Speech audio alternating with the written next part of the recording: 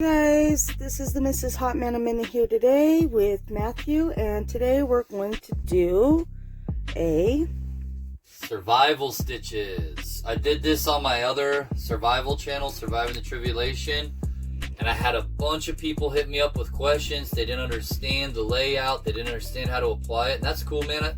So we're gonna break it down real simple and go step by step and show you how to do it. We've even put a fake cut on Lisa to demonstrate the wound, and we're gonna go through that. So you ready?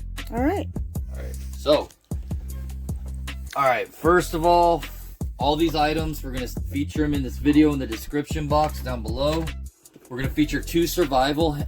This is like the doctor's complete handbook. It's not that good, it's okay. There's another one we're gonna feature called the Complete Survival Guide Handbook by a guy named Dr. Bones. Now that one is really good.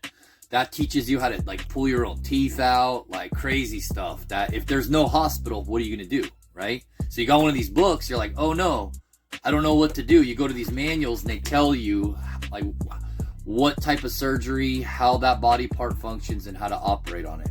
So there's 2 that we're gonna feature in the description box. The other things you're gonna need, so say you're in the field, you yourself, God forbid, but you yourself or somebody with you or your party or your loved one or spouse gets injured, like mortally injured, okay? And they're losing blood quick, all right? Gunshot, stab wound, anything, all right? It can go crazy quick. It can go from like 0 to 90 in like seconds. So what are you gonna do? Have you thought about that? What if you can't pick up your cell phone because there is no cell phone and dial 911? What do you know? What are you gonna do? So that's what we're here to cover today. Number 1 go-to. Don't buy those stupid sutures that everybody buys because they saw Rambo in 1984 where Rambo's out in the woods sewing his arm up like, Adrian! Don't buy those things, all right? Those things are a waste of money. They're basically good for sewing your carpets and pillows and backpacks, and that's about it. They're totally useless for sewing skin. And realistically, if you're stabbed and wounded in the field, you're not going to be able to even keep your hand straight enough to sew yourself shut. It's just so impractical. So what I'm going to give you is something cheap and a practical that you can apply here. So first step, we have the wound. Lisa, here, let's show them your wound. We designed this, that's supposed to simulate a cut. Lisa just cut her arm. She's gushing blood. Yeah, she's gushing blood. Matthew. Okay, first, step 1. Sterilize. If you don't carry this, we're going to feature this in the description. See how this is 91%, okay? You want a high percentage rubbing alcohol. What that does, it kills the bacteria, and you can use this also to sterilize your underpits and under parts to keep yourself smelling good in the field when you haven't showered for a few weeks. So 91% alcohol. We're going to treat her wound first with that to clean away. And the trick is too, here, can you hold the phone back so you can see this? I'm going to pour it way up here and drop it onto the wound. And the reason I'm going to do that, I'm going to pour it on there like that from way up high, is because the gravity is going to knock, if there's any dirt or debris or any gook in the wound, the gravity from the drip is going to knock that garbage out of the wound. So it's like a 2-in-1 cleaning process. You're going to sterilize, and you're also going to irrigate it. You're going to wash it from any dirt or debris that may be in there, right?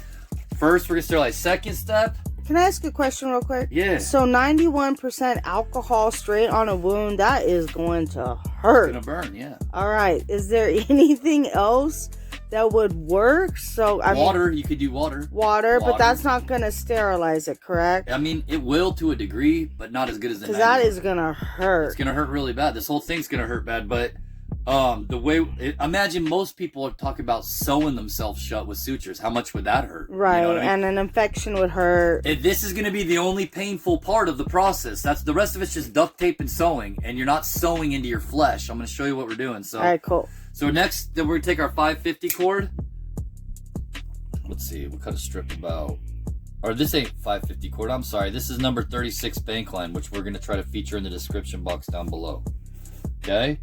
So we're going to tie 2 equal lengths of rope, and we're going to put a knot on the end of each one, like so. See, we got this one. Got 2 knots. See that? Yep. There's 1. So now we're going to measure up, and we're going to do the exact same thing. Okay? Now, are those the length of my cut, or is that what we're doing? Oh, yeah, I probably should have measured it like that. But yeah, I think we're good. Yep, we're good. We're a hundo. So that one. Amen. But yeah, that probably helped. Like, try if your cut's super long, then cut your cord a little bit longer. You know what I mean? Just try to get something. Okay, so there's 2. Now what we're gonna do is we're gonna take our duct tape. Now, you can use T-Rex tape, which we're using here today. But if you can't find T-Rex tape, Gorilla tape works just as good. I mean, dude, if you're really, really even in a pinch, you could even just use cheapo duct tape. You know what I mean? We'll try to feature a good product for you guys on this one. Got our 2 strands. Take our tape.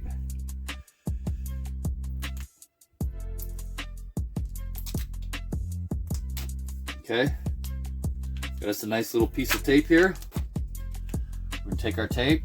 We're gonna lay it out best we can. So is that upside down? So sticky sides up. Sticky sides up. And cool. all we're gonna do, we're just gonna lay our little strand like that. See what we got? And then we're gonna.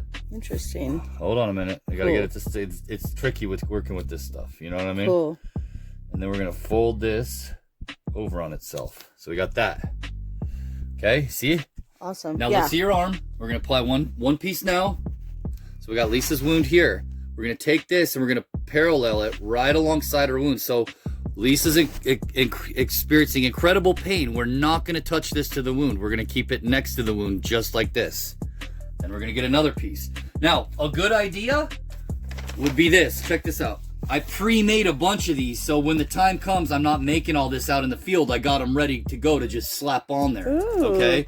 That's in our first aid kit. Now, let me see that. Yeah, this is ours. I pre-made these a couple days ago. So what did you do exactly? Because I see like they're in a baggie or they're stuck to the bag. I cut the side off a bag because it's that plasticky stuff you want. That way the sticky doesn't get used up on the tape. You know what I'm saying? Oh. And I just stuck it there so they still got their sticky to them. So if the time comes and we're out in the field and we see somebody on the side of the road and they're bleeding out everywhere, mortally wounded, we can just peel one off there. Hold on a minute, babe. Yeah, I was just checking it out. We can peel one off there and slap it on them and do this. So here's our next one. We fold it over. Now let's get it on the wound. So now we're gonna apply it, not touching the wound, okay? We're gonna wrap it around Lisa's arm. Now let me show them how far you did with the tape. You know what I'm saying? Yeah. Oh, like almost all the way. Yeah, you can go all the way. Did we grab a lighter? Do you have a lighter? We'll have to use our. Oh, here we go. Here's a cheapo lighter. Praise the Lord. All right.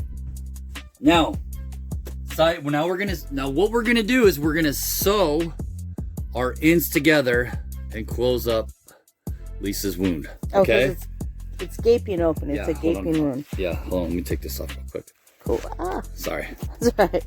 I think I put a little bit too much tape there. So this is a good example why it's better to shorter tape and do it in advance. Yeah. All right. Cool. See, it's all in the preparation, right? Cool. So, and if you're having a problem where like it's not sticking on the skin, you can always do this. You can always take more tape and run it the opposite direction. Like so. Boom. Like a reinforcement. You know what I'm saying? Cool. So hold on a minute. Let me clean this up. Okay, so we're gonna measure it up. We're looking good. Okay. We'll do a little reinforcement on this one also. You good with that, Lisa? Sure. Doesn't hurt, does Whatever it? it takes. Doesn't hurt? That doesn't hurt. I'm not sure Imagine about taking it off. All right. I don't really have hairy arms, so I'm all right. All right, so me and Lisa sew everything with this. I waited to do it. See, we have a sewing needle. We put on just regular wax dental floss. We sew our patches, our clothing, and even our medical stitches with this. What you do is you take the 2 ends of your wax dental floss. This is how the hobos sew. Take a lighter and you melt the 2 together and just pinch them off, and it will melt to the fabric also. So if you're sewing your clothing, you don't need to tighten it out. You just melt it right to the fabric. It will never come off. In this case, though, let's get it back on the wound. Lisa's bleed. You got a good angle on that so they can see? We got a good angle. Yes, sir. There's Lisa's main wound. Here's our little suture. So now all we're gonna do is we're gonna take the needle right by the number 36 bank line, and we're gonna connect it without touching the wound at whatsoever, without hurting Lisa in any way, shape, or form. Okay, see what we did there? Then we're gonna pull it tight. Now in the field, this is the only part that you're gonna see. It brings the skin together, and then we go through and we slowly and gently close this hole with our suture. And that way we're not bringing any damage to the flesh. We're not hurting Lisa. And it's going to leave a gnarly scar, because the reason people use stitches is so it doesn't scar. But I mean, if we're in a situation where we don't have hospitals, we don't have power, and people are mortally bleeding and dying out in the streets, I don't think I'm a little worried about scars. Are you, Lisa? No. Okay, no, exactly. Okay. So what we're going to do here is we're going to make our little, it doesn't even have to be perfect. So you don't pull it tight yet? You wait? You can wait. It depends on how much space you leave in your gap.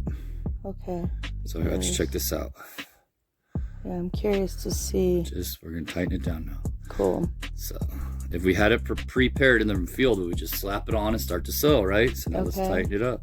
Yeah, is there a way? I guess there's not a way to pre-sew it, obviously, no. There it is. Okay. If you were gushing blood right now, that just stopped the blood flow. Then we can take it and reverse it. And watch this. To seal it off tight so it doesn't come undone, what do? Burn it, probably. We burn it, see? Now, how tight do we want that? That's it? That's all you need to do? Like that many? That's it, yeah. Is it holding it shut? Move your arm, flex your arm, see what your mobility is. I mean, fine. Yeah, if you were bleeding, you'd be fine. Cool. And the cool thing is with this style, all right, I don't know how to demonstrate this. When there's a laceration on the skin, it cuts the top layer of skin, but it also cuts the meat underneath. Okay. When you just simply sew the top shut, the meat underneath doesn't heal right. Right. The reason this works better is because it's grabbing the whole arm and it's bringing the meat underneath the top and the top together to pinch them together as one. It's going to heal better this way. You understand? So very simple. This is a simple technique. It's wise. Like, we prepare these things. They're like basically like zip stitches out in the field. Okay, so we're going to feature all this stuff down below in the description box. If you have any questions about this, please feel free to leave them. And if you guys have any ideas of like things you're wondering about for survival in the field, products you may be thinking about, anything, feel free to leave them in the description.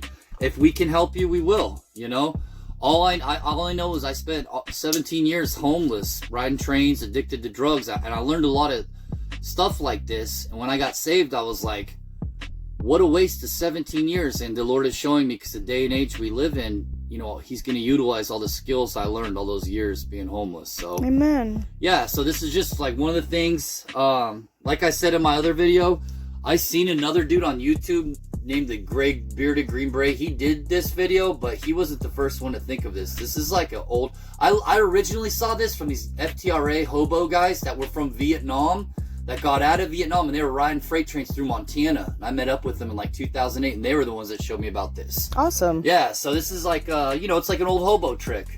When you can't afford to go to the hospital, there's massive blood flow. This is a good way to stop the blood flow. All right, so that's it. All right. Well, thanks, guys, for watching. We hope this helped a lot. And, of course, may Jesus Christ bless you. Bye.